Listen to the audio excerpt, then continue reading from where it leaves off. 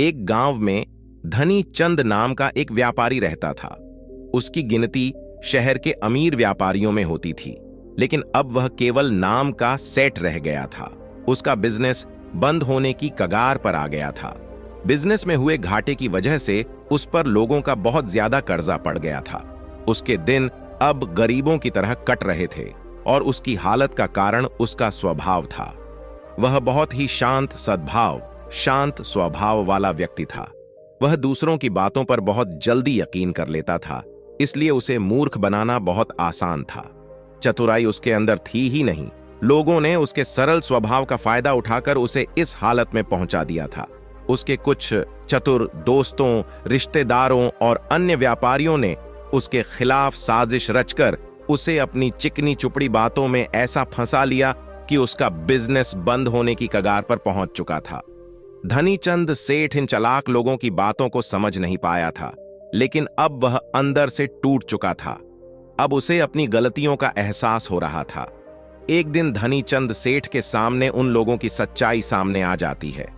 वह सोचता है कि जिन लोगों को वह अपना समझता था, उन लोगों ने ही उसे धोखा दिया है, जिसके कारण सेठ हमेशा अपनी हालत के बारे में सोचता रहता और खुद को कोसता रहता। अब उसके दिन बहुत ही तनाव वाले और उदासी के साथ बीत रहे थे। उसकी पत्नी अक्सर उससे झगड़ा करती रहती। अन्य सेठ अब अपना कर्जा मांगने के लिए हर रोज उसके घर पर आते। एक लंबी सेठों की भीड़ ने उसे बहुत ही ज्यादा गहरे सदमे में डाल दिया था। वह अब उन सेठों से बचता बचाता छिपने लगा। अपनी इस हालत से परेशान होकर उसने आत्महत्या करने का फैसला किया और वह आत्महत्या करने के लिए दूर एक पहाड़ी की ओर चल पड़ा। रास्ते में उसे एक महात्मा की कुटिया दिखाई दे। कुटिया में बहुत शांति और सुकून था। सेठ धनी चंद ने देखा कि उस महात्मा के सामने कुछ लोग बैठे हुए हैं और वे उनसे अपनी समस्याओं का समाधान पूछ रहे हैं। यह देखकर सेठ को बहुत ही ज्यादा जिज्ञासा हुई। कुटिया से बाहर आ रहे एक व्यक्ति को उसने रोका और महत्व के बारे में वह पूछने लगा।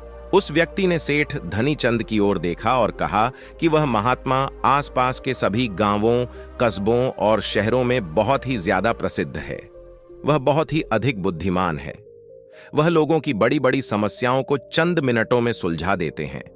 वह लोगों के मन की बात जानने और उनके झूठ को पकड़ने में माहिर है, क्योंकि उन्होंने मानव स्वभाव के बारे में गहराई से अध्ययन किया है और इसे समझने में उन्होंने महारत हासिल की है। वह किसी को भी अपनी बात पर सहमत करने के लिए चुटकियों में सहमत कर लेते हैं, इसलिए उन्हें चतुर बाबा के नाम से भी जाना जाता है। वह व्यक्ति सेठ धनी चंद की ओर देखकर कहता है, अगर आपको भी कोई समस्या है तो आप उनसे समाधान पूछ सकते हैं। यह कहकर वह व्यक्ति वहां से चला जाता है। इसके बाद वह सेठ चुपचाप लोगों की भीड़ में बैठ गया और अपनी बारी आने का इंतजार करने लगा। भीड़ को खत्म होने में शाम हो गई। अब सेठ की बारी थी। उसने महात्मा को प्रणाम किया और दुखी मन से अपनी सारी घटना के बारे में बता दिया। वह महात्मा सेठ की बातों को बहुत ध्यानपूर्वक सुन रहे थे और फिर शांत स्वर में उत्तर दिया, इंसान को इतना शरीफ नहीं होना चाहिए कि वह हर किसी की बातों पर विश्वास कर ले और जो लोग कहे वही करना शुरू कर दें। हर व्यक्ति के अंदर इतनी समझ और चतुराई का होना बहुत जरूरी है, इसलिए नहीं कि वह दूसरों का फायदा उठा सके या उन्हें बेवकूफ बना सके, ताकि वह खुद को दूसरे चतुर लोगों की चालों से बचा सके, खुद को नुकसान से बचा सके और दूसरे जरूरतमंद लोगों की मदद कर सके। इतनी बातें कहने के बाद महात्मा अब कहते हैं कि अब मैं आपको समझाऊंगा कि आप लोगों से जो चाहते हैं वह कैसे प्राप्त कर सकते हैं।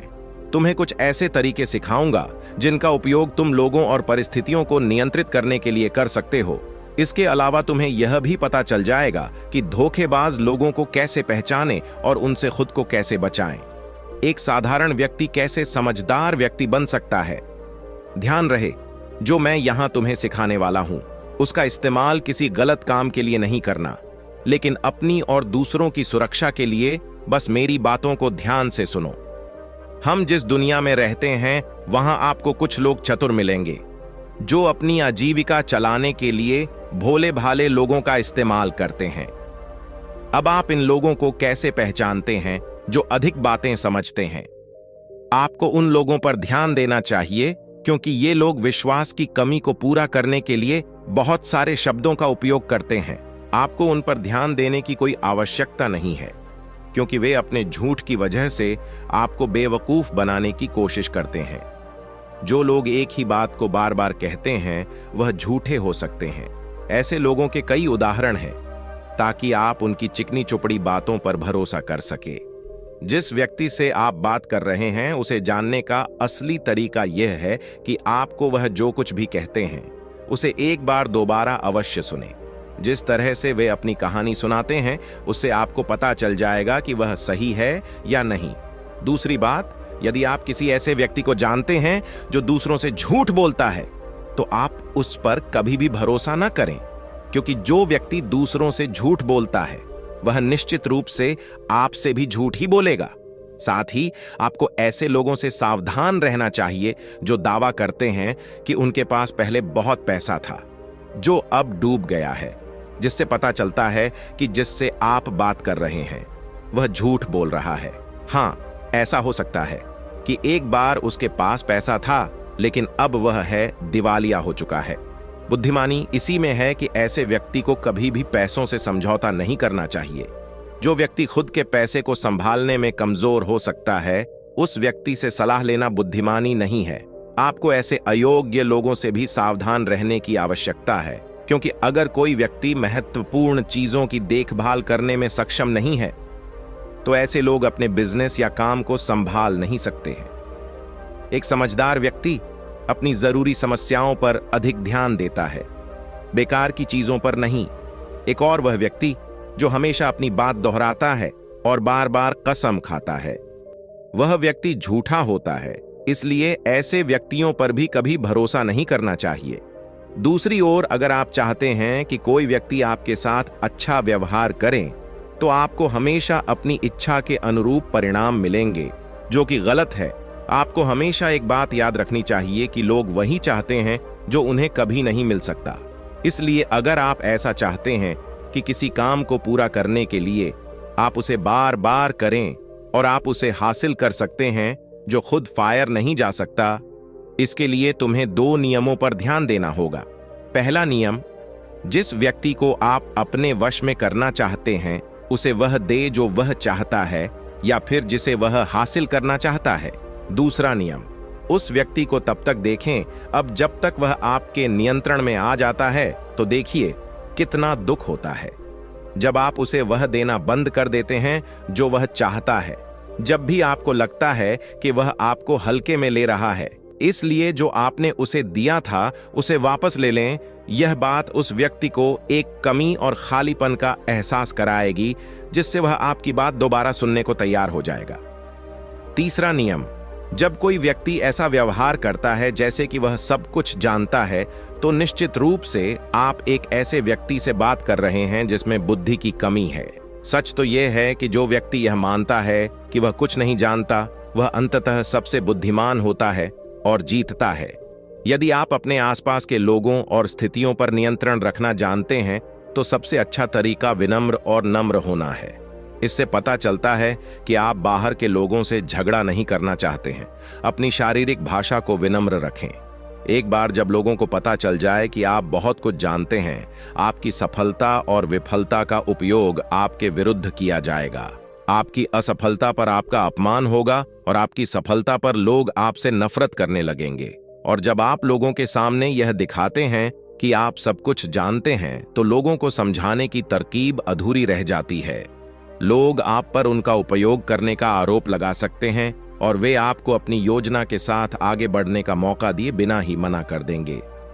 लोग हमारे निर्दोष, अज्ञानी और विनम्र होने के कारण हम पर संदेह नहीं करते हैं कि हम उनसे काम ले रहे हैं। जो व्यक्ति अपनी भावनाओं और जज्बातों को छुपाने में माहिर होता है, वह दूसरे लोगों को आसानी से अपने वश में कर सकता है।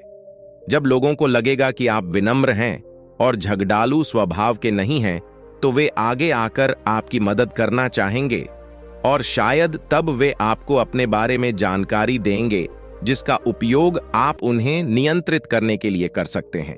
और वे आपको यह सारी जानकारी देंगे क्योंकि उन्हें यकीन है कि आप उनसे नहीं लड़ेंगे। जो व्यक्ति यह मानता है कि उसके अंदर सुधार की गुंजाइश है, तो उसके सफल होने की संभावना कई गुना बढ़ जाती है। व्यक्ति के अंदर विनम्रता इसलिए भी आती है क्योंकि वह सोचता है कि उसे बहुत कुछ सीखना है, लेकिन जो व्यक्ति यह सोचता है कि वह बहुत कुछ जानता है, वह आसानी से मूर्ख बन जाता है। साथ ही एक गृहस्थ होने के नाते आपको इस बात पर भी ध्यान देना चाहिए कि आपका पैसा कहां जा रहा है, और उस मेहनत की कमाई को तब तक खर्च न करें जब तक आपको उस पैसे के बदले में वह न मिल जाए जो आप चाहते हैं।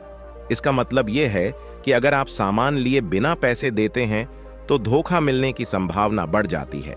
ऐसा भी हो सकता है कि अगर किसी ने आपका पैसा पहले ही ले लिया है तो वह अपना वादा नहीं निभाएगा।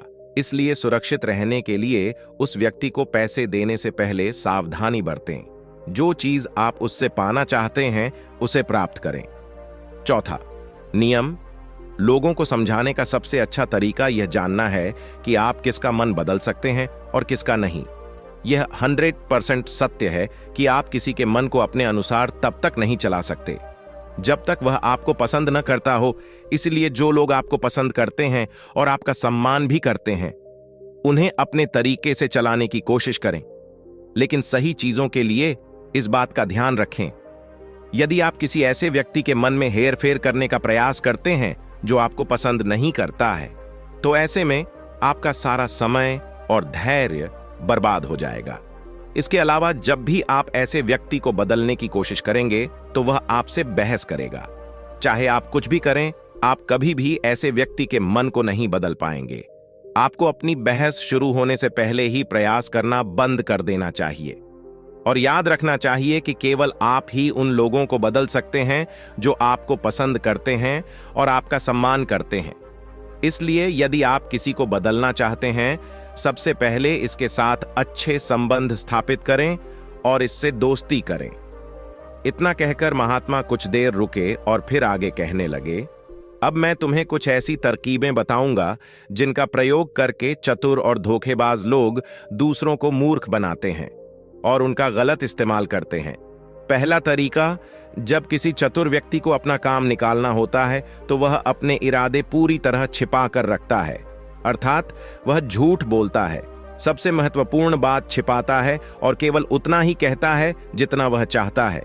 दूसरा तरीका, एक व्यक्ति जो चतुर है दूसरों को गुमराह करना चाहता है, वह जितना संभव हो उतना ध्यान अपनी ओर आकर्षित करना चाहेगा, क्योंकि इस तरह वह किसी समूह का सबसे महत्वपूर्ण हिस्सा बन सकता है, दूसरे लोगों को गुमराह कर सकता है या अपने फायदे के लिए आपके कमरे का इस्तेमाल कर सकता है। तीसरा तरीका, जो व्यक्ति लोगों को गुमराह करता है वह अच्छी तरह से जानता है कि लोगों की भावनाओं के साथ कैसे खेलना है। वह अलग अलग मौकों पर अपने लाभ के अनुसार अलग अलग भावनाएं व्यक्त करता है, लेकिन केवल दिखावा करने के लिए। कभी कभी वह बहुत क्रोधित होगा, कभी कभी वह बहुत विनम्र होगा, कभी कभी वह बहुत मिलनसार होगा और कभी कभी वह बहुत उदास रहेगा।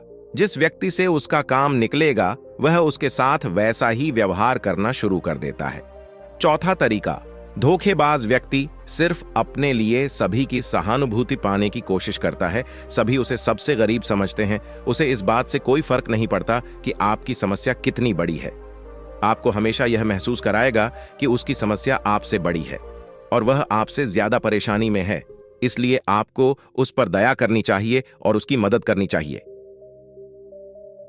पांचवां तरीका, एक चतुर व्यक्ति जो आपको नियंत्रित करना चाहता है, उसकी अपनी इच्छा के अनुसार आपको यह सोचने पर मजबूर कर देगा कि वह आपके जीवन का सबसे महत्वपूर्ण व्यक्ति है। आप इसके बिना काम नहीं कर सकते, लेकिन वास्तव में ऐसा नहीं होता है। वह आपको सिर्फ यह आश्वासन देता है कि आप उसके बिना जीवन की कल्पना नहीं कर सकते हैं। इस तरह जितना अधिक आप उन पर निर्भर होते जाते हैं, उतना ही अधिक उनका आप पर नियंत्रण बढ़ता जाता है और वे आपसे अपना काम करवा लेते हैं। छठा तरीका, एक चतुर व्यक्ति हमेशा यह कोशिश करता है कि किसी भी बड़े काम का श्रेय हमेशा उसे ही मिले।